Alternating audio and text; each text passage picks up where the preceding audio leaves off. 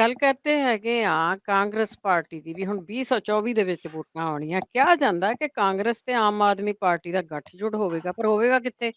ਸਾਰੇ ਭਾਰਤ ਵਿੱਚ ਹੋਵੇਗਾ, ਪੰਜਾਬ 'ਚ ਕਿੱਥੇ ਹੋਵੇਗਾ? ਬਿਲਕੁਲ ਜੀ, ਇਹ ਖਾਸੀਆਂ ਗਹਿਰੀਆਂ ਕਿਆਸਰਾਈਆਂ ਨੇ ਤੇ ਇਹ ਕੁਛ ਨਾ ਕੁਛ ਪੁਣ ਛਣ ਕੇ ਇਹਨਾਂ ਦੋਵਾਂ ਪਾਰਟੀਆਂ ਦੇ ਅੰਦਰੋਂ ਹੀ ਬਾਹਰ ਆਇਆ। ਉਸੇ ਹਵਾਲੇ ਨਾਲ ਇਹ ਗੱਲ ਤੁਰੀ। ਇਹ ਬਿਲਕੁਲ ਦਰੁਸਤ ਹੈ ਕਿ ਇਸ ਮੌਕੇ ਇੱਕ ਪਾਸੇ ਮੰਨਿਆ ਜਾ ਰਿਹਾ ਕਿ ਜਿਹੜੀ ਆਮ ਆਦਮੀ ਪਾਰਟੀ ਹੈ ਜਾਂ ਉਹਦੇ ਸੁਪਰੀਮੋ ਨੇ ਅਰਵਿੰਦ ਕੇਜਰੀਵਾਲ, ਉਹ ਕਿਤੇ ਨਾ ਕਿਤੇ ਸੰਘ ਦੇ ਏਜੰਡੇ ਤੇ ਵਾਧੇ ਦਿਖਦੇ ਨੇ। ਕਦੇ ਉਹ ਲੱਗਦੇ ਨੇ ਬੀਜੇਪੀ ਦੀ ਬੋਲੀ ਬੋਲ ਰਹੇ ਨੇ, ਉਸੇ ਤਰ੍ਹਾਂ ਦਾ ਏਜੰਡਾ ਲੈ ਕੇ ਤੁਰਦੇ ਨੇ, ਉਸੇ ਤਰ੍ਹਾਂ ਦੇ ਢੰਗ ਤਰੀਕੇ, ਉਸੇ ਤਰ੍ਹਾਂ ਦੇ ਬਿਆਨ। ਉਹ ਇਸ ਲਈ ਕਈ ਵਾਰ ਲੱਗਦਾ ਕਿ ਉਹਨਾਂ ਨੂੰ ਫੋਲੋ ਕਰ ਰਹੇ ਨੇ ਜਾਂ ਉਸੇ ਪੈੜਾਂ ਤੇ ਤੁਰ ਰਹੇ ਨੇ। ਪਰ ਦੂਸਰੇ ਪਾਸੇ ਕਦੇ ਕਦੇ ਲੱਗਦਾ ਕਿ ਨਹੀਂ, ਅਰਵਿੰਦ ਕੇਜਰੀਵਾਲ ਤਾਂ ਮੋਦੀ ਨੂੰ ਚੁਣੌਤੀ ਦੇ ਰਹੇ ਨੇ, ਉਹਦੇ ਲਈ ਮੁਸੀਬਤ ਬਣ ਰਹੇ ਨੇ, 2024 ਚ ਬੜਾ ਚਿਹਰਾ ਬਣ ਸਕਦੇ ਨੇ। ਇੱਧਰ ਰਾਹੁਲ ਗਾਂਧੀ ਵੀ ਭਾਰਤ ਜੋੜੋ ਯਾਤਰਾ, ਕਦੇ ਆ ਕੇਸ, ਕਦੇ ਕਿਸੇ ਵਾਲੇ ਨਾਲ ਕਦੇ ਗੋਲ ਗੱਪੇ ਖਾਣ ਚਲੇ ਗਏ ਚਾਂਦਨੀ ਚੌਕ ਚ ਹੁਣ। ਸੋ ਇਸ ਲਈ ਉਸ ਵਾਲੇ ਨਾਲ ਕਹਿੰਦੇ ਉਹ ਵੀ ਚਰਚਾ ਚ ਰਹਿੰਦੇ ਨੇ ਕਿ ਨਹੀਂ, ਮੁਕਾਬਲੇ ਚ ਤਾਂ ਮੈਂ ਵੀ ਆ, ਮੋਦੀ ਦੇ ਰਾਜ ਤਾਂ ਮੈਂ ਖੜਨਾ। ਤੇ ਇੱਧਰ ਕੇਜਰੀਵਾਲ ਕਹਿੰਦੇ ਨਹੀਂ, ਤਿਆਰੀ ਮੇਰੀ ਆ। ਸੋ ਹੁਣ ਕੋਈ ਕਹਿੰਦਾ ਨਹੀਂ, ਮੋਦੀ ਦੇ ਮੁਕਾਬਲੇ ਕੇਜਰੀਵਾਲ ਦੀ ਤਿਆਰੀ 24 ਲਈ ਨਹੀਂ, 29 ਲਈ ਆ। ਸੋ ਇਹ ਸਭ ਦੇ ਦਰਮਿਆਨ ਦੋਏ ਪਾਰਟੀਆਂ ਅੰਦਰ ਖਾਤੇ ਵਿਚਾਰਨ ਲੱਗੀਆਂ ਨੇ ਜੀ ਕਿ ਅਸੀਂ 2024 ਜੇ ਇਕੱਠੇ ਹੋ ਜਾਈਏ ਕੀ ਮੋਦੀ ਨੂੰ ਹਰਾ ਸਕਦੇ ਹਾਂ। ਵੈਸੇ ਤਾਂ ਇਸੇ ਪ੍ਰੋਗਰਾਮ 'ਚ ਮੈਂ ਇਸ ਪਹਿਲੂ ਤੋਂ ਚਰਚਾ ਕੀਤੀ ਸੀ ਕਿ ਬੀਜੇਪੀ, ਖਾਸ ਕਰ ਨਰਿੰਦਰ ਮੋਦੀ ਦੀ ਇਹ ਇੱਛਾ ਹੈ ਕਿ ਜੇਕਰ ਵਿਰੋਧੀ ਦਲ ਇਕੱਠੇ ਹੋ ਜਾਣ ਤਾਂ ਮੈਨੂੰ ਉਹਨਾਂ ਖਿਲਾਫ ਪ੍ਰਚਾਰ ਕਰਨਾ ਆਸਾਨ ਹੋ ਜਾਊਗਾ। ਖਾਸ ਕਰ ਉਹਨੂੰ ਲੱਗਿਆ ਸੀ ਕਿ ਮੈਂ ਇਹ ਕਹਿ ਸਕੂੰਗਾ, ਦੇਖੋ ਜੀ, ਈਡੀ, ਇਨਕਮ ਟੈਕਸ, ਸੀਬੀਆਈ ਜਿਹੜੀਆਂ ਏਜੰਸੀਆਂ ਜਾਂਚ ਕਰ ਰਹੀਆਂ ਨੇ, ਜਿਹੜੇ ਇਹਨਾਂ ਨੇ ਭ੍ਰਿਸ਼ਟਾਚਾਰ ਦੇ ਮਾਮਲੇ ਨੇ, ਇਹ ਉਸ ਡਰ ਤੋਂ ਇਕੱਠੇ ਹੋਏ ਨੇ। ਇਹ ਭ੍ਰਿਸ਼ਟਾਚਾਰੀ ਇਕੱਠੇ ਹੋਏ ਨੇ ਤਾਂ ਕਿ ਮੈਨੂੰ ਭੰਡਣਾ ਆਸਾਨ ਹੋ ਜਾਵੇ, ਸਾਨੂੰ ਇਹਨਾਂ ਖਿਲਾਫ ਪ੍ਰਚਾਰ ਕਰਨਾ ਆਸਾਨ ਹੋ ਜਾਵੇ। ਉਹ ਤਾਂ ਇਹ ਚਾਹੁੰਦੇ ਨੇ। ਪਰ ਇੱਧਰ ਹੁਣ ਪਤਾ ਲੱਗ ਰਿਹਾ ਕਿ ਬਿਲਕੁਲ ਜੀ, ਜਿਹੜੇ ਅੱਡੋ ਅੱਡ ਸੀ, ਨਤੀਸ਼ ਅੱਡ, ਕੇਜਰੀਵਾਲ ਮਮਤਾ ਅੱਡ, ਕਾਂਗਰਸ ਅੱਡ, ਸਮਾਜਵਾਦੀ ਅੱਡ, ਇਹ ਸਾਰੇ ਕੀ ਇਕੱਠੇ ਹੋ ਸਕਦੇ ਨੇ? ਇਹਨਾਂ ਸਾਰਿਆਂ ਦੇ ਇਕੱਠੇ ਹੋਣ ਦੇ ਵਿੱਚ ਇੱਕ ਸੁਲਗਾਹਟ ਰਾਜਨੀਤਿਕ ਗਲਿਆਰਿਆਂ ਚੋਂ, ਦਿੱਲੀ ਦੇ ਖੇਤਰਾਂ ਚੋਂ ਨਿਕਲ ਕੇ ਆਈ ਕਿ ਹਾਂ, 2024 ਦੇ ਵਿੱਚ ਆਮ ਆਦਮੀ ਪਾਰਟੀ ਤੇ ਕਾਂਗਰਸ ਪਾਰਟੀ ਇਕੱਠਿਆਂ ਚੋਣ ਲੜ ਸਕਦੀ ਹੈ। ਹੁਣ ਸਵਾਲ ਇਹ ਹੈ ਜੀ, ਇਹ ਇਕੱਠਿਆਂ ਲੜਨਗੇ?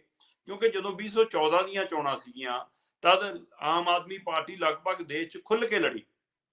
ਮੋਦੀ ਦੇ ਸਾਹਮਣੇ ਜਾ ਕੇ ਖੜੇ ਹੋ ਗਏ ਕੇਜਰੀਵਾਲ, ਤੇ ਉਧਰ ਕੁਮਾਰ ਵਿਸ਼ਵਾਸ ਚਲੇ ਗਏ ਜੀ ਰਾਹੁਲ ਗਾਂਧੀ ਦੇ ਸਾਹਮਣੇ ਚੋਣ ਲੜਨ, ਤੇ ਉੱਥੇ ਕਿਸੇ ਨੂੰ ਪਤਾ ਵੀ ਨਹੀਂ ਸੀਗਾ ਕਿ ਹਾਂ ਕਿਹੜੀ ਪਾਰਟੀ, ਤੁਹਾਡਾ ਕਿਹੜਾ ਨਿਸ਼ਾਨ। ਤੇ ਇਸ ਲਈ ਉਸ ਸਮੇਂ ਬਹੁਤ ਮਤਲਬ ਮੂੰਹ ਦੀ ਖਾਣੀ ਪਈ ਪਾਰਟੀ ਨੂੰ। ਪਰ ਉਸ ਤੋਂ ਜਦੋਂ 2019 ਦੀਆਂ ਜਦੋਂ 2014 ਦੀਆਂ ਚੋਣਾਂ ਸੀ ਤਾਂ ਦੇਸ਼ ਭਰ ਦੇ ਵਿੱਚ ਆਮ ਆਦਮੀ ਪਾਰਟੀ ਨੂੰ ਕਿਸੇ ਨੇ ਮੂੰਹ ਨਹੀਂ ਲਾਇਆ, ਪਰ ਪੰਜਾਬ ਨੇ ਉਸ ਸਮੇਂ 4 ਜਿਤਾ ਕੇ ਭੇਜੇ, ਜਦੋਂ ਕੋਈ ਬੂਥ ਨਹੀਂ, ਕੋਈ ਵਰਕਰ ਨਹੀਂ, ਕੋਈ ਕੁਛ ਨਹੀਂ। ਉਸ ਤੋਂ ਬਾਅਦ 2019 ਦੀਆਂ ਚੋਣਾਂ ਦੇ ਵਿੱਚ ਆਮ ਆਦਮੀ ਪਾਰਟੀ ਨੇ ਫਿਰ ਚੋਣਵੀਆਂ ਸੀਟਾਂ ਤੇ ਚੋਣ ਲੜੀ, ਪਰ ਹੱਥ ਪੱਲੇ ਤਾਂ ਵੀ ਕੁਛ ਨਹੀਂ ਪਿਆ। ਲੈ ਦੇ ਕੇ ਇੱਕ ਸੀਟ ਆਈ, ਉਹ ਵੀ ਪੰਜਾਬ ਚੋਂ ਹੀ ਆਈ, ਭਗਵੰਤ ਮਾਨ ਹੋਰਾਂ ਦੀ। ਸੋ ਇੱਕ ਵਾਰ ਫਿਰ ਆਮ ਆਦਮੀ ਪਾਰਟੀ ਨੂੰ ਤਿਆਰੀ ਕਰ ਰਹੀ ਹੈ ਕਿ ਅਸੀਂ ਪੂਰੀ ਤਿਆਰੀ ਨਾਲ ਲੜੀਏ, ਤੇ ਉਹਦੇ ਲਈ ਉਹ ਕਹਿੰਦੇ ਜੀ ਅਸੀਂ ਗੱਠਜੋੜ ਕਰਨ ਲਈ ਤਿਆਰ ਆ। ਤੇ ਫਾਰਮੂਲਾ ਦੇਖੋ, ਫਾਰਮੂਲਾ ਬਣਾ ਰਹੇ ਨੇ ਕਿ ਦਿੱਲੀ ਦੀਆਂ 7 ਸੀਟਾਂ ਦੇ ਵਿੱਚੋਂ 3 ਸੀਟਾਂ ਦੀ ਆਮ ਆਦਮੀ ਪਾਰਟੀ ਕਹਿੰਦੀ ਕਾਂਗਰਸ ਲਈ ਕੁਰਬਾਨੀ ਦੇ ਦਾਂਗੇ, ਕਾਂਗਰਸ ਨੂੰ ਛੱਡ ਦਾਂਗੇ। ਮਤਲਬ 3 ਸੀਟਾਂ 7 ਚੋਂ ਕਾਂਗਰਸ ਨੂੰ ਛੱਡ ਕੇ 4 ਆਪਣੇ ਕੋਲ ਰੱਖਣਾ ਚਾਹੁੰਦੀ ਆਮ ਆਦਮੀ ਪਾਰਟੀ। ਪਰ ਛੱਡਣੀਆਂ ਕਿਹੜੀਆਂ ਨੇ, ਹੈ ਕਿਹੜੀ ਆਮ ਆਦਮੀ ਪਾਰਟੀ ਕੋਲ? ਦਿੱਲੀ ਦੀਆਂ 7 ਸੀਟਾਂ ਤਾਂ ਬੀਜੇਪੀ ਕੋਲ ਨੇ ਅੱਜ ਦੀ ਤਰੀਕ 'ਚ। ਸੋ ਇਸ ਲਈ ਛੱਡਣ ਦੀ ਕੁਰਬਾਨੀ ਦਾ ਕਿੱਥੋਂ ਆ ਗਿਆ ਮਸਲਾ? ਮਸਲਾ ਤਾਂ ਫਿਰ ਸਮਝੌਤੇ ਦਾ ਕਿ 4 ਤੇ ਤੁਸੀਂ ਲੜ ਲਿਓ, 3 ਤੇ ਅਸੀਂ ਲੜ ਲਾਂਗੇ। ਅਜੇ ਕਿਸੇ ਕੋਈ ਸੀਟ ਤਾਂ ਕਿਸੇ ਕੋਲ ਹੈ ਨਹੀਂ। ਪਰ ਕੀ ਕਾਂਗਰਸ ਇਸ ਫਾਰਮੂਲੇ ਤੇ ਮੰਨੂਗੀ ਕਿ ਬਹੁਤੀਆਂ ਸੀਟਾਂ ਤੁਹਾਡੇ ਕੋਲ ਜਾਣ, ਘੱਟ ਸਾਡੇ ਕੋਲ ਆਉਣ? ਕਿਉਂਕਿ ਸਵਾਲ ਫਿਰ ਪੰਜਾਬ 'ਚ ਵੀ ਆਉਣਾ। ਪੰਜਾਬ 'ਚ ਆਮ ਆਦਮੀ ਪਾਰਟੀ ਕਹੂਗੀ ਸਰਕਾਰ ਸਾਡੀ ਆ, ਇਸ ਲਈ 13 ਚੋਂ 7 ਤੇ ਅਸੀਂ ਲੜਾਂਗੇ, 6 ਤੇ ਤੁਸੀਂ ਲੜ ਲਓ। ਕਾਂਗਰਸ ਕਹੂਗੀ 7 ਤਾਂ ਸਾਡੇ ਕੋਲ ਪਹਿਲਾਂ ਹੀ ਹੈਗੀਆਂ ਸੀ, 8ਵੀਂ ਦਾ ਨਤੀਜਾ ਜੇ ਹੁਣ ਆ ਜਾਣਾ। ਸੋ ਜਲੰਧਰ ਵਾਲੀ ਜਿਮਨੀ ਚੋਣ ਵਾਲੀ ਜੇਕਰ ਸੀਟ ਕਾਂਗਰਸ ਦੇ ਹੱਕ 'ਚ ਜਾਂਦੀ ਆ ਤਾਂ 13 ਚੋਂ 8 ਕਾਂਗਰਸ ਕੋਲ ਨੇ, ਤੇ ਜੇ ਨਹੀਂ ਜਾਂਦੀ ਤਾਂ ਵੀ 7 ਕਾਂਗਰਸ ਕੋਲ ਨੇ। ਸੋ ਇਸ ਲਈ ਅਗਲੇ ਕਹਿਣਗੇ ਫਿਰ ਅਸੀਂ 7 ਦੇ ਪਿੱਛੇ ਘਟਾ ਕੇ 6 ਤੇ ਕਿਉਂ ਆਈਏ, ਜਾਂ 8 ਪਿੱਛੇ 6 ਤੇ ਕਿਉਂ ਆਈਏ?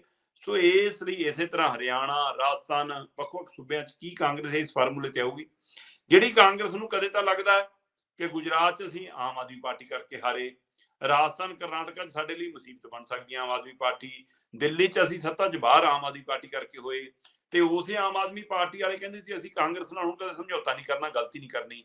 ਪਰ ਇਹ ਗੱਲ ਦਰੁਸਤ ਹੈ ਜੀ ਕਿ ਦੋਏ ਪਾਰਟੀਆਂ ਆਪੋ ਆਪਣੇ ਪਲੇਟਫਾਰਮ ਤੇ ਆਪੋ ਆਪਣੇ ਤਰੀਕੇ ਨਾਲ, ਹੋ ਸਕਦਾ ਪੜਦੇ ਉਹਲੇ ਕੋਈ ਤਾਲਮੇਲ ਵੀ ਚੱਲ ਰਿਹਾ ਹੋਵੇ, ਇਸ ਗੱਲ ਤੇ ਸਾਂਝੇ ਨੀਤੀ ਤੇ ਆਉਣ ਲਈ ਤਿਆਰ ਨੇ ਕਿ 2024 ਦੀਆਂ ਚੋਣਾਂ 'ਚ ਜੇਕਰ ਬੀਜੇਪੀ ਨੂੰ ਟੱਕਰਾ ਦੇਣਾ, ਜੇਕਰ ਮੋਦੀ ਨੂੰ ਹਰਾਉਣਾ ਹੈ, ਜੇਕਰ ਮੋਦੀ ਨੂੰ ਸੱਤਾ ਤੋਂ ਬਾਹਰ ਕਰਨਾ ਹੈ, ਤਾਂ ਵਿਰੋਧੀ ਦਲਾਂ ਨੂੰ ਇਕੱਠੇ ਹੋਣਾ ਪਊਗਾ। ਉਹਨਾਂ ਵਿਰੋਧੀ ਦਲਾਂ 'ਚ ਆਮ ਆਦਮੀ ਪਾਰਟੀ ਔਰ ਕਾਂਗਰਸ ਨੂੰ ਇਕੱਠੇ ਹੋਣਾ ਪਊਗਾ।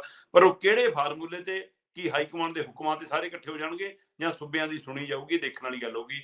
ਫਿਲਹਾਲ ਪੰਜਾਬ ਔਰ ਦਿੱਲੀ ਦੇ ਫਾਰਮੂਲੇ ਹਿਸਾਬ ਨਾਲ ਤਾਂ ਸਮਝ ਨਹੀਂ ਆਉਂਦਾ ਕਿ ਕਿਹੜਾ ਫਾਰਮੂਲਾ ਬਣਨਾ, ਫਿਰ ਕੌਣ ਕਿੰਨੀਆਂ ਸੀਟਾਂ ਤੇ ਲੜੂਗਾ। ਪਰ ਫਿਲਹਾਲ ਇਹ ਗੱਲ ਦਰੁਸਤ ਹੈ, ਇਹ ਦੋਵੇਂ ਪਾਰਟੀਆਂ ਦੇ ਅੰਦਰੂਨੀ ਖਬਰਾਂ ਨੇ ਜੀ, ਕਿ ਦੋਵੇਂ ਪਾਰਟੀਆਂ ਇਸ ਗੱਲ ਤੇ ਵਿਚਾਰ ਕਰਨਗੀਆਂ। ਖਾਸ ਕਰ ਜਦੋਂ ਕੇਜਰੀਵਾਲ ਨੂੰ ਤਲਬ ਕੀਤਾ ਸੀਬੀਆਈ ਨੇ, ਤਾਂ ਫੁੱਟਪਾਥ ਤੇ ਬੈਠ ਗਏ ਆਮ ਆਦਮੀ ਪਾਰਟੀ ਵਾਲੇ। ਉਸ ਸਮੇਂ ਵੀ ਕਾਂਗਰਸ ਨੇ ਹਰਾ ਨਾਰਾ ਮਾਰਨ ਦੀ ਕੋਸ਼ਿਸ਼ ਕੀਤੀ, ਇਹ ਕਹਿਣ ਦੀ ਕੋਸ਼ਿਸ਼ ਕੀਤੀ ਕਿ ਧੱਕਾ ਕਰਦੀਆਂ ਕੇਂਦਰੀ ਏਜੰਸੀਆਂ। ਇੱਕ ਦੋ ਕਾਂਗਰਸੀ ਲੀਡਰ ਬੋਲੇ ਵੀ ਕਿ ਨਹੀਂ ਕੇਜਰੀਵਾਲ ਹੋਣੀ ਚਾਹੀਦੀ ਹੈ, ਤਾਂ ਉਹਨੂੰ ਚੁੱਪ ਕਰਾਇਆ ਗਿਆ ਖੜਗੇ ਵੱਲੋਂ। ਸੋ ਇਸ ਲਈ ਦਾ ਮਤਲਬ ਕਿਤੇ ਨਾ ਕਿਤੇ ਇਸ ਗੱਲ ਵੱਲ ਵਧਿਆ ਜਾ ਰਿਹਾ। ਔਰ 2024 ਚ ਇਹ ਸੰਭਾਵਨਾ ਕਾਫੀ ਹੱਦ ਤੱਕ ਹੈਗੀ ਆ ਕਿ ਜੇਕਰ ਇਹਨਾਂ ਨੂੰ ਲੱਗਿਆ ਕਿ ਅਸੀਂ ਸੱਤਾ ਚ ਆਉਣ ਦੇ ਲਈ ਇਹ ਤਰੀਕਾ ਵੀ ਅਪਣਾਉਣਾ ਪਿਆ ਤਾਂ ਅਪਣਾਉਣ, ਕਿਉਂਕਿ ਲਾਲਸਾ ਤਾਂ ਸੱਤਾ ਤੇ ਆਉਣ ਦੀ ਹੈ ਨਾ। ਸੋ ਉਹਦੇ ਲਈ ਜੇਕਰ ਇਕੱਠਿਆਂ ਵੀ ਹੋਣਾ ਪਿਆ ਤਾਂ ਹੋ ਜਾਣਗੇ। ਬਿਲਕੁਲ ਜੀ, ਕੁਛ ਵੀ ਕਰ ਸਕਦੇ ਆ ਜੀ ਸੱਤਾ ਦੇ ਵਿੱਚ ਆਉਣ ਦੇ ਲਈ।